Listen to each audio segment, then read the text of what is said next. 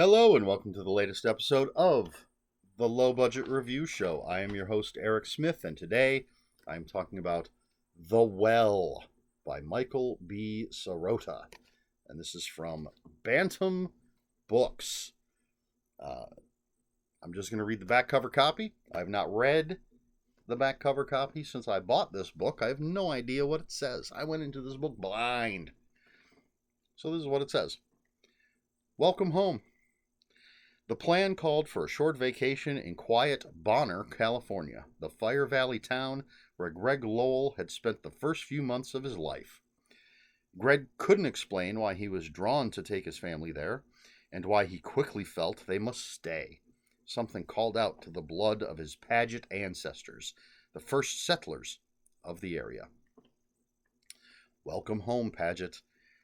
Rivers of blood flowed in Fire Valley in the time of the first settlement long ago, blood that ran as abundantly as the sweet, cool water in the well on the Paget homestead, as deep as the curse on that unholy land. Now the blood is about to flow again, the curse is about to awaken, and Greg Lowell and his family will not be able to stem its tide, because it is the singing of their blood that has aroused the savage chant of an ancient horror in The Well. So there you go. Quick little synopsis. For the too long didn't watch folks, I gave this 4 out of 5 stars. I really liked it. Now, the reason I read this book, well, there's a couple of reasons. It's October, and I had decided on September 30th that I was going to read sort of trashy older novels, paperbacks from hell type novels, things with, this isn't the most wild cover, but things with cool covers. And Judith Sonnet, one of my favorite authors, had posted on Facebook her TBR pile of what she was going to read in October, and this was one of the books. I saw her list. Her pictures, she had pictures of all of them, and I was like, I think I have that book. I don't think I've read it yet. Turns out I have it, and I hadn't. So I was like, what the hell? Let's read that. Maybe Judith and I can discuss it at some point after she's read it. The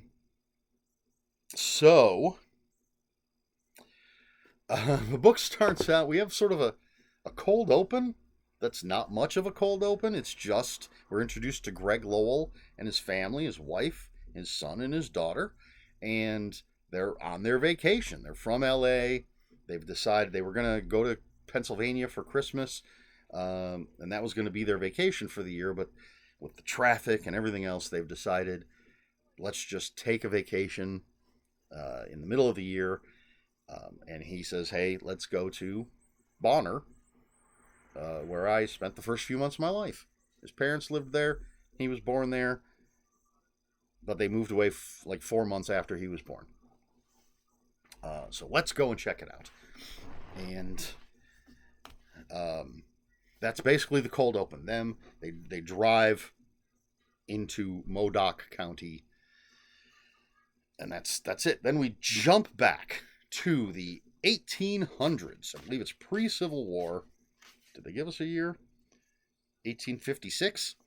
And it's the settling of Fire Valley, of Bonner, and we get to know the settlers, we get to know the local indigenous people, the Modoc tribe, and we get to experience the digging of the well, and why that's we don't know why it's a problem yet. But the Native Americans have a problem with it. And so that's the first part of the book. Does it say part or book? Part 1, the digging. So we get this history. And then part 2, we're back to the Lowell family has driven into Bonner. They meet the local sheriff. They find a place to stay, the Harmony House. They start to learn a little bit of history about the area, and they go and visit the old family property. Greg Lowell is a Paget, and this well where some things happened is now a monument. So tourists go and see it and everything.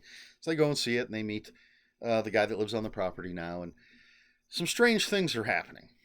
And things get stranger and more horrifying, and it builds and builds, as a horror novel does. It is well written. The characters are interesting.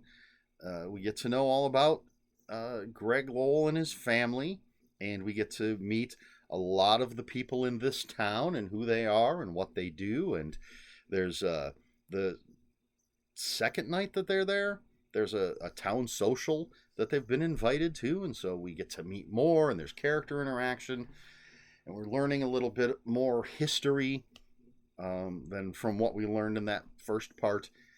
And again, these little things, little strange things are happening, but they get stranger and bigger and more horrifying. And I felt myself pulled in. I felt myself pulled along. And I felt myself being surprised by some of the things that happened. There are points where, and as always, trying to avoid any types of spoilers, but there are points where I was reading along, something horrific is happening, and I'm like thinking to myself as I'm reading this, it's like, all right, something's going to interrupt this. Something's going to happen where this just stops. It doesn't stop. It goes beyond the point where I thought it would go, which is great. It's not extreme horror. There are some horrible things that happen, but it's not, we're not talking Edward Lee or Wrath James White or Christopher Triana or early Judith Sonnet. None of that. But definitely horrific things going on. And because of that, because I felt the story was compelling, because I wanted to know, what's going to happen next? How are they going to possibly maybe get out of this? It's horror. You never know if people are going to get out of it or not. I would like to see a statistic on happy endings versus unhappy endings in horror stories. I don't know if that's, I suppose if someone had the time, you could figure that out. I'm not really sure how you would do that. That would be a hell of a lot of work. I think you'd have to maybe take 500 books and figure out the average. I don't know. I don't think you could literally figure it out for every horror novel. And I'm just talking novels, not even short stories or anything else. Every horror novel ever written. I don't think you could do that. But anyway.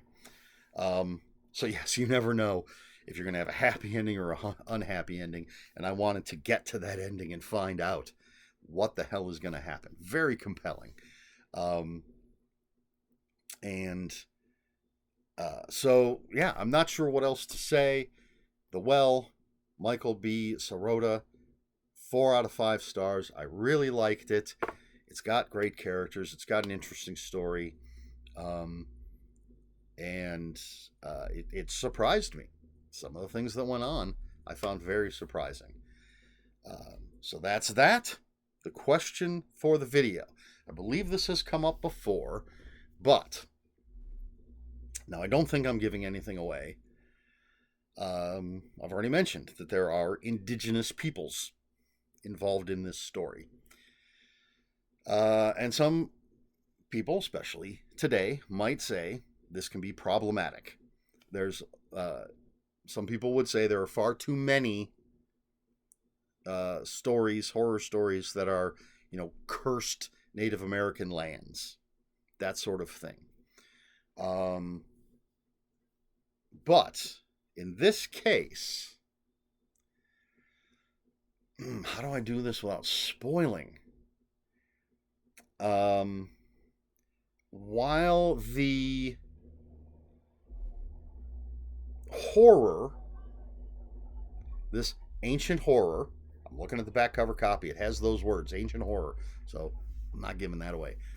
While this ancient horror is Native American related, it is not because of the Native Americans themselves. Again, hopefully that's not giving anything away. I don't think it is. Um, so, is that better than it being, a Native American curse?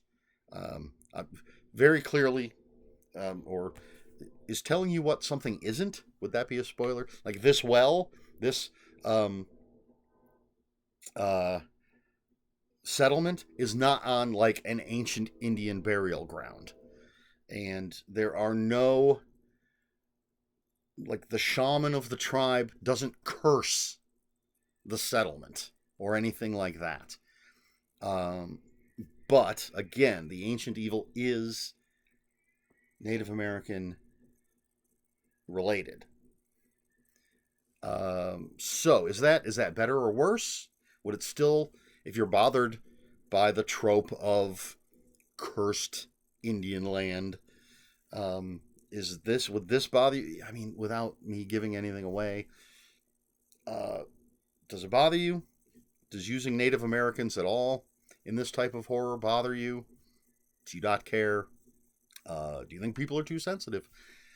Um, yeah, just in my opinion, it's different, and I don't know necessarily. I guess depending on how it's written, how it's treated, an ancient Indian burial ground isn't necessarily in and of itself a bad thing to have in a horror story. I think it always comes down to how things are written and how they are treated, and possibly the intentions of the author. If they're not just being like a lazy horror writer and like, how do I do this? Oh, we'll just make it an ancient Indian burial ground, and now all the white men are fucked. White people, I should say. Um, white settlers, whatever it's going to be. So that in and of itself, I don't think is necessarily a bad thing.